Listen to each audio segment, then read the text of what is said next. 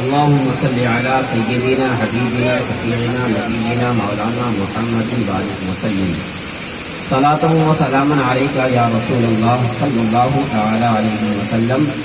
میں نے آپ سے کہا پڑھیے درود شریف، لیکن آپ اپنا ہونٹ تک نہیں ہلا رہے ہیں۔ ہونٹ ہلائیے، زبان ہلائیے، پڑھیے زور سے۔ اللهم صل على سیدنا حبیبنا شفیعنا نبینا مولانا محمد وعلى وسلم صلاۃ و سلاما علیک یا رسول اللہ، صلاۃ و سلاما علیک یا حبیب اللہ صلی اللہ تعالی علیہ وسلم۔ یہ درود شریف کوئی ایسی ویسی چیز نہیں ہے۔ درود شریف کوئی معمولی چیز کا نام نہیں، بلکہ درود شریف کی اتنی فضیلت آئی ہے، انسان جب ایک مرتبہ پڑھتا ہے تو اللہ اس پر 10 رحمتیں نازل فرماتا ہے۔ ایک بار پڑھتا ہے تو اللہ اس کے 10 درجات کو بلند فرماتا ہے۔ ایک بار پڑھتا ہے تو اللہ اس کے 10 گناہ کو مٹا دیتا ہے۔ سمجھ گئے؟ یہ ہے درود پاک کی فضیلت۔ ایک بار پڑھیے، 30 نیکیاں کمائیے، 10 نیکیاں ملیں گی، 10 درجات بلند ہوں گے اور 10 گناہ آپ کے مٹا دیے جائیں گے۔ لیکن آپ حضرات ہیں کہ بالکل خاموش رہتے ہیں۔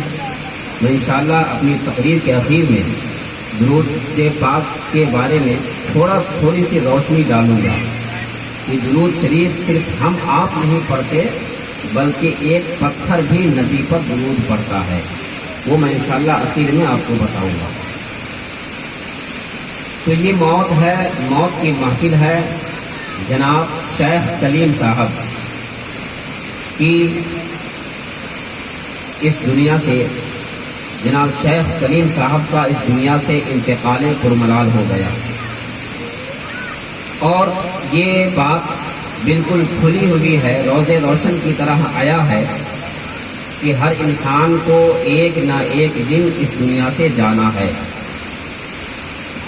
ان کی وائف محترمہ شیخ منی صاحبہ جو بھی باحیات ہیں، اور ان کے چند بیٹے، میں سب کا نام نہیں جانتا لیکن ایک دو نام جانتا ہوں، چاند صاحب اور لال بابو، اور بھی ان کے جو بھائی ہیں۔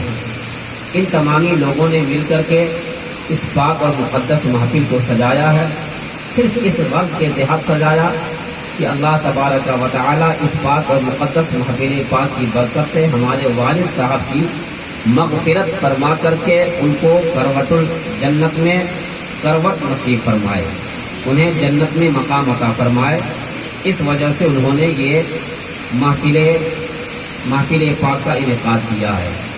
لہذا ہم آپ سے یہ گزارش کریں گے کہ آپ حضرات ان کی یاد میں اگر آئے ہیں، ان کی محبت میں آئے ہیں، ان سے آپ کو عقیدت تھی، محبت تھی، تو آپ ان کے نام پر، ان کے نام کی خاطر، ان کی روح کی مغفرت کی خاطر آپ ضرور سبحان اللہ، ماشاء اللہ، الحمدللہ کی صدائیں بلند کرتے رہے، تاکہ یہ ثواب ہم جب فاتحہ کریں گے تو ان سب کا ثواب مرحوم کو پہنچا سکے، اور اللہ اس کے صدقے میں مرحوم کی مغفرت فرما کر جنت الفردوس میں مقام عطا فرمائے۔ حضرات دیکھیے، دنیا جب سے بنی ہے اور جب تک دنیا قائم رہے گی، اس وقت سے لے کر کے دنیا جب تک قائم رہے گی تب تک ہر چیز میں اختلاف ہوتا ہوا چلا آ رہا ہے۔ آپ تاریخ پہ اگر آپ نظر ڈالیں گے، آپ کتابوں کا جب مطالعہ کریں گے تو آپ کو پتہ چلے گا کہ ہر چیز میں اختلاف ہے۔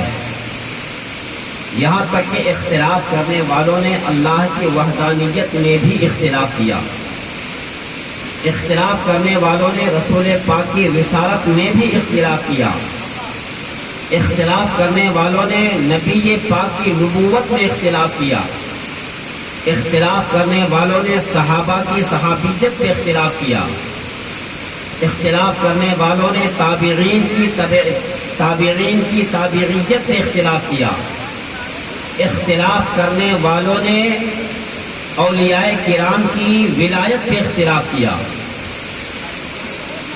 اختلاف کرنے والوں نے گھر گھر میں اختلاف کیا. یہ آپ دیکھتے چلے آ رہے ہیں.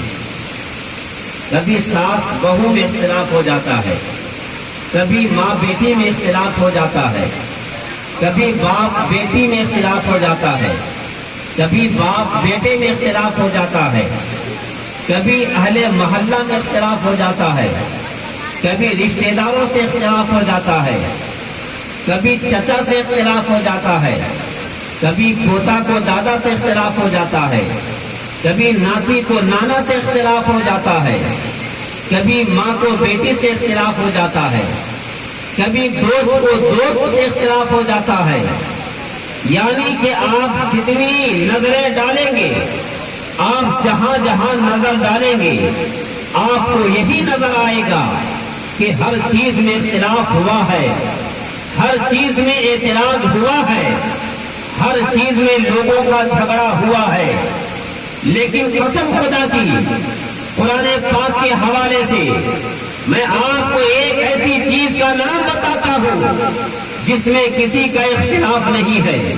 نہ وہاں پہ کسی مسلمان کا اختلاف ہے, نہ کسی غیر مسلم کا اختلاف ہے, نہ کسی یہودی کا اختلاف ہے, نہ کسی مجوسی کا اختلاف ہے, نہ کسی نصرانی کا اختلاف ہے, نہ کسی عیسائی کا اختلاف ہے, نہ کسی برہمن کا اختلاف ہے, نہ کسی عالم کا اختلاف ہے, نہ کسی جاہل کا اختلاف ہے, نہ کسی مرد کا اختلاف ہے, نہ کسی عورت کا اختلاف ہے, نہ کسی بچے کا اختلاف ہے, نہ کسی بوڑھے کا اختلاف ہے. سوال پیدا ہوتا ہے, مولانا صاحب یہ بھی تو بتائیے کہ اختلاف کس چیز میں اگر ہے تو اس چیز کا نام تو بتائیے کہ اختلاف اس میں کسی کا نہیں ہے. نہ یہودی کا اختلاف ہے, نہ امریکہ والوں کا اختلاف ہے, نہ افریقہ والوں کا اختلاف ہے, نہ لندن والوں کا اختلاف ہے, نہ ہندوستان والوں کا اختلاف ہے, نہ پاکستان والوں کا اختلاف ہے, نہ ملیشیا والوں کا اختلاف ہے, نہ آسٹریلیا والوں کا اختلاف ہے. آخر اس کا نام تو بتائیے. تو میرے محترم میں آپ سے کہوں گا, اے مجھے سننے والوں, اے مجھے سماعت کرنے والوں, آپ مجھ سے مت پوچھو, آپ جناب محفوظ عالم سے مت پوچھو, کسی عالم دین سے مت پوچھو, کسی مفتی سے مت پوچھو, کسی انجینئر سے مت پوچھو, کسی فلاسفر سے مت پوچھو, کسی ڈاکٹر سے مت پوچھو, کسی ماسٹر سے مت پوچھو.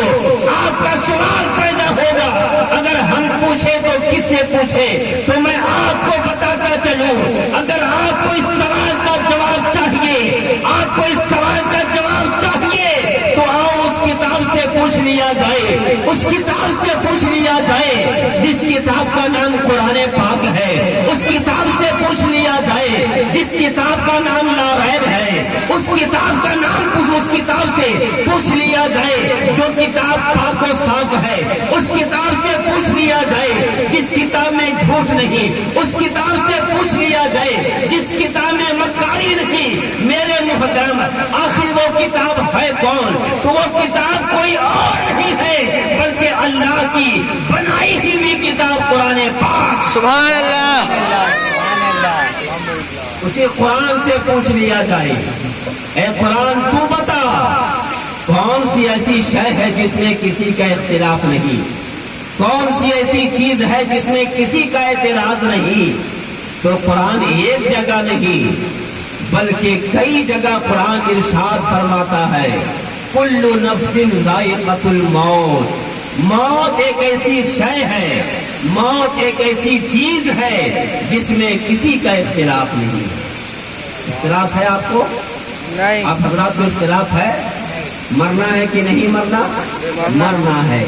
مرنے سے چھٹی کسی کو نہیں, مرنے سے چھٹکارا کسی کو نہیں. میرے محترم ہم آئے ہیں اسی لیے مرنے کے لیے, یہ الگ بات ہے کہ جناب کریم صاحب آپ سے پہلے چلے گئے، ہم سے پہلے چلے گئے، لیکن باری ہماری بھی آنے والی ہے، باری آپ کی بھی آنے والی ہے، باری سب کی آنے والی ہے۔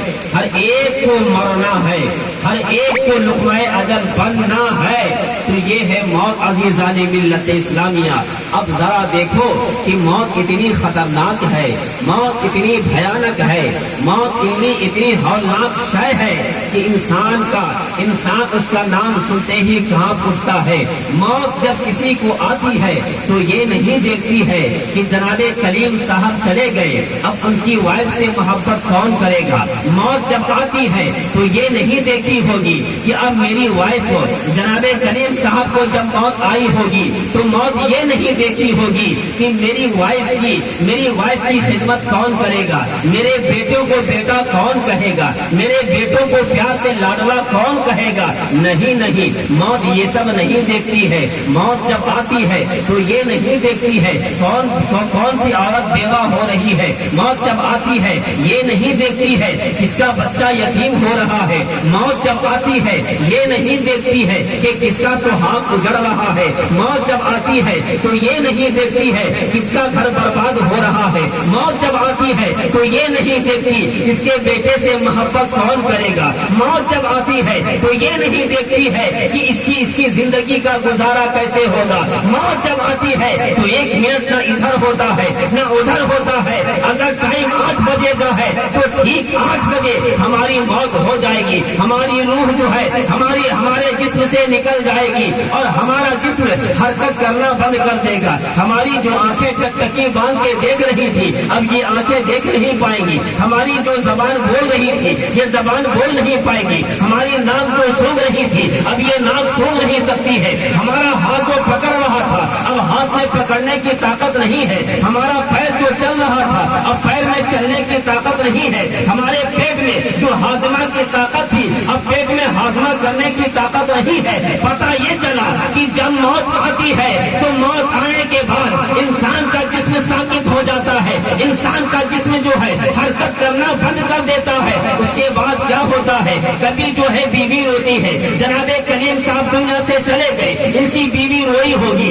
ان کا بیٹا رویا ہوگا، ان کی بیٹی روئی ہوگی، ان کے ماننے والے روئے ہوں گے، ان کے چاہنے والے روئے ہوں گے، ان کے رشتے دار روئے ہوں گے، خاندان والے روئے ہوں گے، ان سے محبت کرنے والے رو رہے ہوں گے، اہل محلہ بھی رو رہا ہوگا۔ لیکن میں آپ سے پوچھنا چاہتا ہوں کہ جناب محترمہ منی صاحبہ یہ تو بتائیے کہ آپ رو کیوں رہی تھی، آپ رو کیوں رہی تھی؟ تو ان کی وائف کہیں گی مولانا کیسی بات کرتے ہو، میرا شوہر چلا گیا، میرا شوہر مر گیا، میرا ہسبینڈ مر گیا، میں روؤں گی نہیں، مجھ سے پیار کون کرے گا، میرا خرچہ کون اٹھائے گا، مجھے محبت کون کرے گا، مجھ سے جو ہے محبت کون کرے گا۔